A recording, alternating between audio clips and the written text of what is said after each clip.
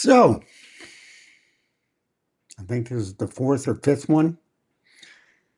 How do I look now? It's now in 10-bit 422 H.265 HLG ZF. And I have a LUT. Make it even, Steven. All three cameras have a LUT now. Um, also, I've noticed that every time I add a new camera, Ecamm Live adds that into the switcher. So I disable that right there. And now everything should move a lot smoother. That's the secret. Less USB ports and less, what I can say is things that'll bog down the system. So this laptop can handle it, okay? Good processor, it has 36 gigs of RAM. Should have gotten a 64, but anyway, got what I was available. So this is the ZF with the blog. In fact, what I'm going to show you is the options. So it'd be live demo mode. Got to turn it on. Don't ask again. Every time it gets an update, I have to redo everything. So as you can see the whole screen. Okay. This is the cam link, but if you look at it, it's the Nikon 50 millimeter. And what I'm going to do is command, that way you don't see it. Okay, so when I move my mouse on here, you just see the Nikon Z50 or ZF 50 millimeter. Same thing if I go over here to Camlink 2, there's my Panasonic 50 millimeter. And the new kid on the block, Canon R6 Mark II. And now you notice everything is matching. R6 II, R5, I mean the S5 Mark II, and the ZF. They match pretty much. I could put a little more pink in there, I think, but I don't know.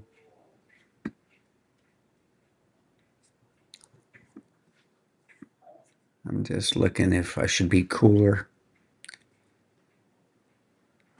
Yeah, I'll leave it right there. It looks about the same. So you can see what I did with the gamma saturation. I loaded the, now, this is the funny thing, okay? I didn't load a Nikon LUT. I loaded a Canon LUT. And this is the 2020 Canon LUT, and it's the FF version 2 cube, okay? And if you look at the R6 Mark II, it looks the same, doesn't it? Who would have known? Peter Gregg and I were conversing with the Nikon, and he put the Nikon LUT with the Canon, and then he created his own. But this way, I got the Canon, and I put it on with the Nikon, and it almost matches. And if you look at the settings, it's just a little bit different. Nikon, handles their colors differently too, but you can see that things change. And then if you look at the S5 too, I got different settings just to, match this. So this is what I do, okay? I'm pushing it to the stream. So I got 3 cameras now. Like in the previous video, the ZV-1, A7C, I could put in the mix, but they have 1 card slot. They're in the $2,000 range. Yes, the ZF is $2,000, but I think it's closer to the R6 Mark II and the S5 II, more than you think. No, it doesn't have 2 full SD card slots, but it still has 2 card slots. And I could put the Z6 II, Z7 II, but they're the older cameras. So, you could add the R6, you can add different cameras. But for the 24 megapixel, uh, like I said before, um, I can't remember if the A7 IV is. And what I'm going to do is I'm going to show you how I do it. Share, bring the mouse cursor over here,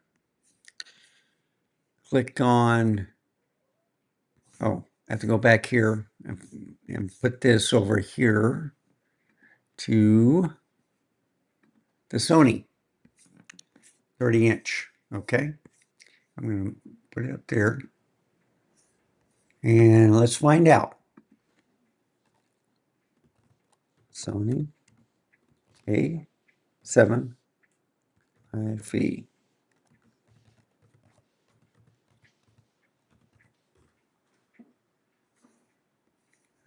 Okay.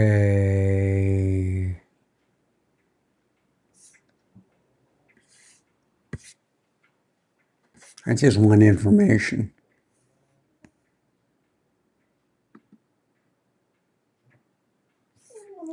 Okay, it's a 33 megapixel. Okay. But it's backside illuminated, just like these other two. Full frame. It is 34 megapixels. Has everything that they have. We go up to 248. I think these can go to 512, but they got a high also. So I don't know if it's the same thing. Yeah. Okay. So linear PCM, H.265, MP4, HS. That's what you want.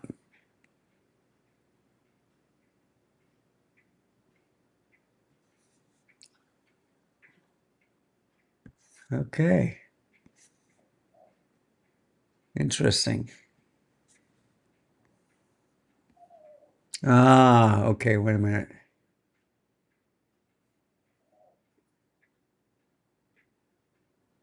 Okay, so this is either a Type A or a SD card. Interesting. I might have to rent it. I'll get out of there. Go there. Go back here.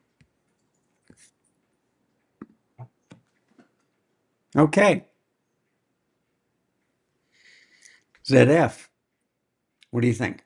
You like the color rendition? Does it look darker, or did you like the other one? Um, and you notice no shaking. So that's another thing about 8Cam Live. I got to turn off this part right here, where, where they keep checking a new one that you add. You got to uncheck it.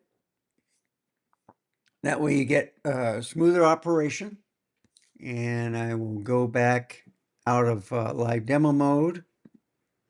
Now you see me on the full screen. So what do you think? 12 seconds left. Make up your mind. It looks pretty good with the Canon LUT. So now you can look at what I did with the I might make that brighter. Yeah. Make that brighter. That looks better. You can fool around with the settings and stuff. It has an eternal LUT, and I just made it work with this program. So, and the funny thing is, this program, so if you change it, let's say on the rotating cameras, it'll also apply it on the standalone. So you don't have to do it both ways. What I'm talking about is This is where there's no timer on. And if you look to the right, well, you can't see it. But basically, if you look at it, this matches this just about, matches this. Pretty good, right? I'll move myself up like that. I look good there. I might move a little bit there too. Okay. So now they're matching. So what do you do on a night like this, early morning?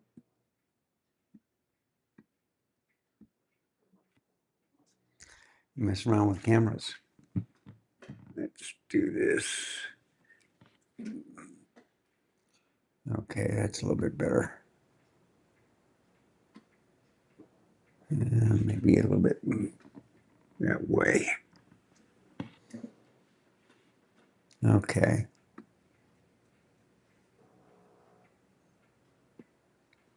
There you go. All right. So I think we got a winner. And all three beats this.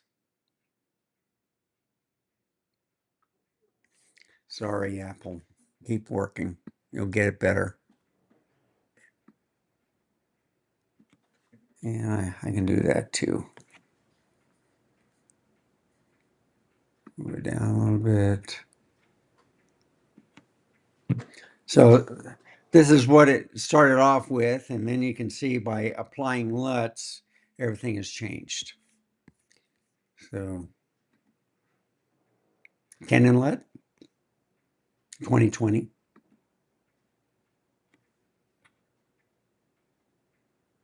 Panasonic LUT, internal on the camera. Canon LUT. So, and I'm going to move them up again.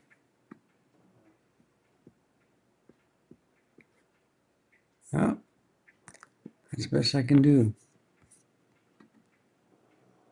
Yeah, they match just about. Okay, I'll leave it there. So, thank you for watching.